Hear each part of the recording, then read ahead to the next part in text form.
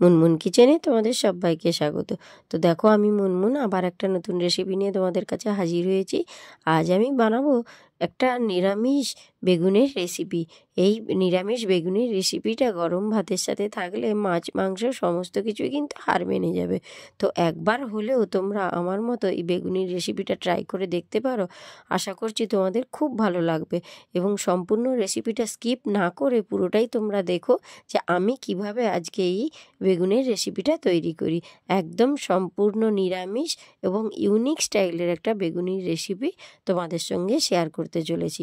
তো সঙ্গে থাকো, দেখতে থাকো। তো তার জন্যে দেখো প্রথমে একটা বেগুনকে এইভাবে লম্বা লম্বা করে কেটে নিয়েছি। দেখতেই পাচ্ছ বেগুনটা হচ্ছে সাদা বেগুন। তো আমি সাদা বেগুনই নিয়ে এসেছি। সাদা বেগুন একটু মিষ্টি স্বাদের হয়, তার জন্যে দেখো এই বেগুনটাকে লম্বা লম্বা করে কেটে নিয়েছি। এবারে এই বেগুনটার মধ্যে দেখো স্বাদ মতো লবণ ছড়িয়ে দিচ্ছি। লবণটা ভালো করে কিন্তু মাখিয়ে রেখে দিতে হবে রেস্টে 10 মিনিটের মতো। তার উপরে দেখো হলুদ গুঁড়ো ছড়িয়ে দিচ্ছি। হলুদ আর নুনটাকে কিন্তু ভালো করে এবারে বেগুনের উপর মাখিয়ে নিতে হবে।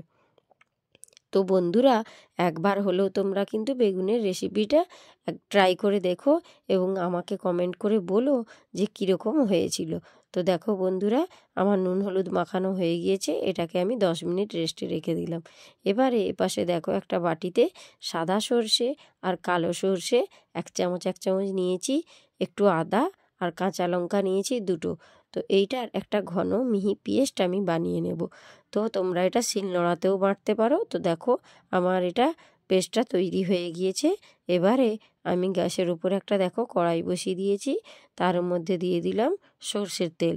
তো সম্পূর্ণ রেসিপিটা কিন্তু তোমরা সর্ষের তেলে করো, দেখবে অসাধারণ খেতে হবে। তো দেখো তেলটা গরম হয়ে যেতে এবারে একে একে যে নুন আর হলুদ মাখিয়ে যে বেগুনটা রেখেছিলাম সব বেগুনগুলো তেলের মধ্যে দিয়ে ভালো করে কিন্তু বেগুনটাকে আগে ভেজে নিতে হবে। তো দেখো বন্ধুরা এবারে আমি ঢাকনা দিয়ে রেখে দিলাম বা লো ফ্লেমে রেখে এবারে কিন্তু বেগুনটাকে আমি উল্টে পাল্টে ভালো করে ভেজে নিতে হবে। তো বন্ধুরা দেখো বেগুনগুলোর অপর সাইডটা আমি খুব সাবধানে উল্টে দিচ্ছি। তো এখন যেহেতু শীতের বেগুন নরম হয়, তার জন্য কিন্তু খুব সাবধানে তোমাদেরকে বেগুনগুলো ভাজতে হবে, নাহলে বেগুনগুলো কিন্তু ভেঙে যেতে পারে। তো দেখো বন্ধুরা এভাবে উল্টে পাল্টে আমি দেখো বেগুনটাকে ভেজে নেব এবং এই সময় কিন্তু গ্যাসের ফ্লেমটা একদম লো ফ্লেমে রাখবে, নাহলে বেগুনগুলো ভাজার হওয়ার আগেই কিন্তু চুঁয়ে যেতে পারে। তো দেখো বন্ধুরা এইভাবে কিন্তু ভালো করে ভেজে নিচ্ছি। বেগুনগুলো মোটামুটি দেখো আমার লাল লাল করে ভাজা হয়ে গিয়েছে। এবারে আমি এটাকে তুলে রেখে দেব একটা পাত্রের মধ্যে। তো দেখো ছান্তার সাহায্যে আমি বেগুনগুলোকে তেল ঝারিয়ে ঝারিয়ে তুলে রেখে দিচ্ছি একটা পাত্রের মধ্যে। এখনও দেখতে পাচ্ছ কড়াতে কিন্তু এখনও অনেকটা পরিমাণ তেল রয়ে গিয়েছে। ওই তেলের মধ্যেই কিন্তু আমি সম্পূর্ণ রেসিপিটা করব। আলাদা করে কোনো আমার এক্সট্রা তেল দেওয়ার প্রয়োজনই হবে না। তো দেখো বন্ধুরা এখনও অনেকটাই তেল রয়েছে, এই তেলের মধ্যেই আমি সম্পূর্ণ রেসিপিটা করব। তো দেখো এই তেলের মধ্যে আমি দিয়ে দিলাম 1 চামচ মতো কালো জিরে। গোটা কালো জিরাটা একটু ভালো করে ভাজা হয়ে গেলে এর মধ্যে দিয়ে দিলাম ক্যারি পাতা।